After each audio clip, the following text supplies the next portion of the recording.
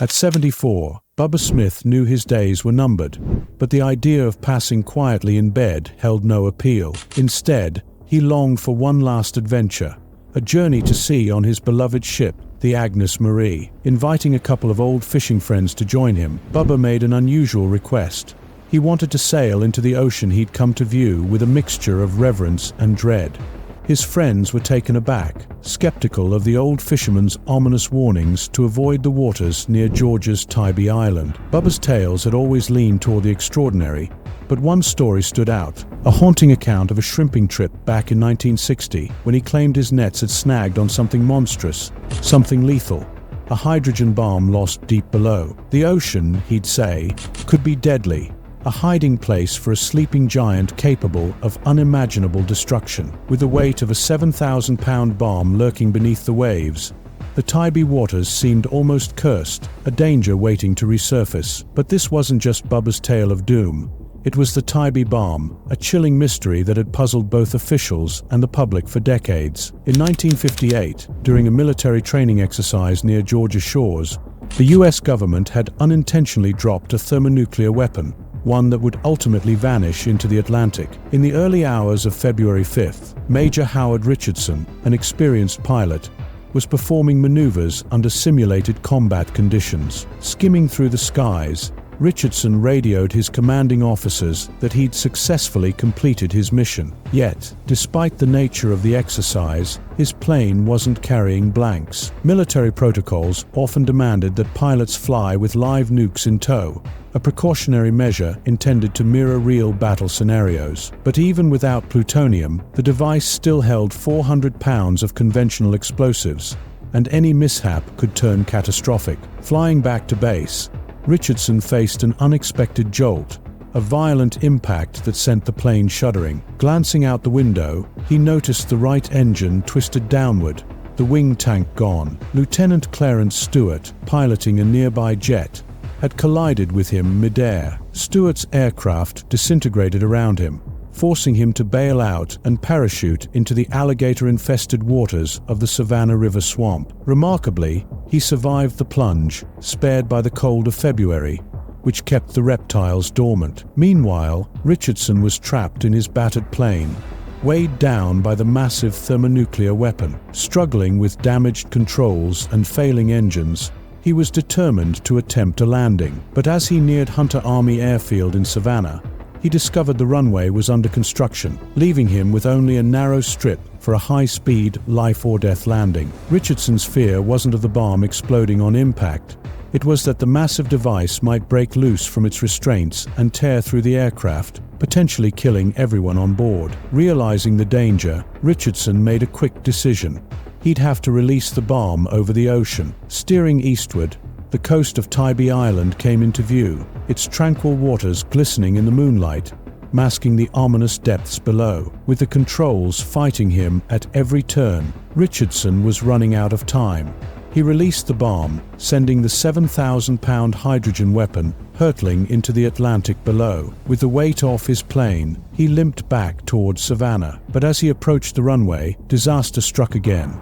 His speed caused the plane to lift off just as he touched down, forcing him to make a second, heart-pounding attempt. Incredibly, he managed to land safely, and he and his crew emerged from the ordeal unscathed. Alerting his superiors to the bomb's location, Richardson assumed the Navy would quickly retrieve it from the ocean's depths. For 2 relentless months, Navy divers plunged into the Atlantic's icy depths, battling unpredictable currents and murky waters in search of the Tybee bomb. Each day from February through April of 1958, they combed the ocean floor, armed with maps and current models, hoping to catch a glimpse of the hydrogen weapon that had vanished in the dead of night. But the Tybee coastline was a labyrinth of sandbars and sharp drop-offs, ranging from shallow, sandy flats to trenches that sank 100 feet beneath the waves. Major Richardson, who had released the bomb in an emergency, could only offer an approximate location, and he warned that the powerful tides might have swept it farther from where it first landed. Despite his meticulous report,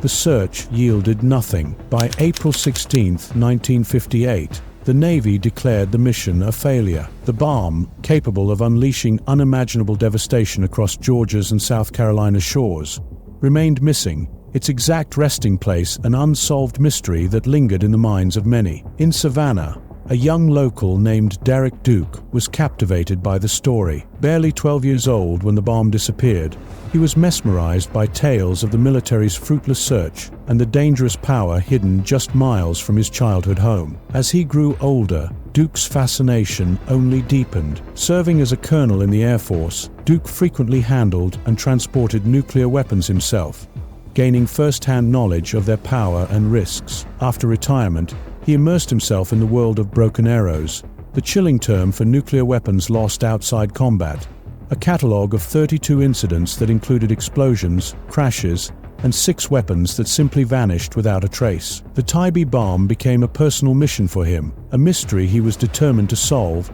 His research, however, only deepened his concerns. While most practice flights carried unarmed bombs, Duke discovered a 1966 letter to Congress from Assistant Defense Secretary W.J. Howard that described the Tybee bomb as a complete weapon, implying it was fully armed with a detonation capsule. Duke was alarmed. An armed bomb, nestled somewhere off Tybee's coast, posed a threat far beyond what locals had been led to believe. When Duke raised the issue with the Air Force, Howard quickly retracted his statement, claiming he'd misspoken. The Air Force even produced a takeoff receipt from 1958 to support their insistence that the Tybee bomb had lacked plutonium. Yet Duke found the swift denial suspicious, and in 2004, he launched his own investigation, combing the Tybee waters with specialized equipment.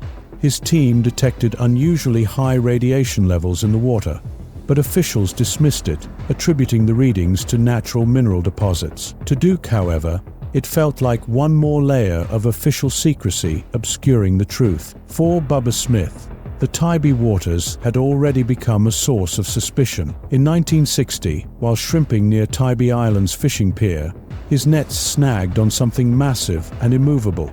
He knew the area well and was certain that no known wreck lay that close to shore. Unable to shake the feeling that his nets had tangled with something dangerous, Bubba Smith hired a local diver to inspect the mysterious object lying deep beneath the waves. When the diver resurfaced, pale and visibly shaken, he delivered the ominous news. "It's a bomb." Bubba's heart raced, and without a second thought, he released the nets, letting the suspected explosive settle back into the ocean floor, its secrets buried once more beneath the silt. Nearly half a century later, as Bubba's health deteriorated, he became haunted by what he'd encountered that day in 1960. Terrified for his family and friends, he spent his final days warning them of the ticking time bomb he believed lay hidden in the waters near Tybee Island. On November 11, 2006, determined to face the sea one last time, his friends helped him aboard the Agnes Marie. Frail and barely able to stand, he held onto the ship's wheel as they sailed into the sunset. Bubba died at sea that evening, his story merging with the ocean secrets. Bubba's warnings struck a chord with Tybee's outspoken anti-nuclear activist, Derek Duke, who had spent years pressing the government to address the lurking threat of the Tybee bomb. Duke attended town hall meetings where he described the potential for uranium extraction by terrorists, the risk of radioactive contamination in local fish, and the dangers posed to nearby communities. He pushed tirelessly, filing requests for government transparency and speaking on major networks, but found himself increasingly disregarded by officials. When former pilot Howard Richardson retired, he publicly dismissed Duke's concerns, insisting to CBS News that the Tybee bomb had never carried a detonation capsule, and warning that Duke's fearmongering was needlessly alarming Savannah's residents. The government held firm, deeming a recovery mission both costly and unnecessary, arguing that any disturbance of the bomb could potentially trigger a dangerous release of radioactive material. Conspiracy theories swirled, suggesting that officials were deliberately downplaying the bomb's threat to avoid provoking public anxiety. Some speculated that retrieval efforts might inadvertently unleash a blast capable of devastating parts of Georgia and South Carolina after more than 60 years.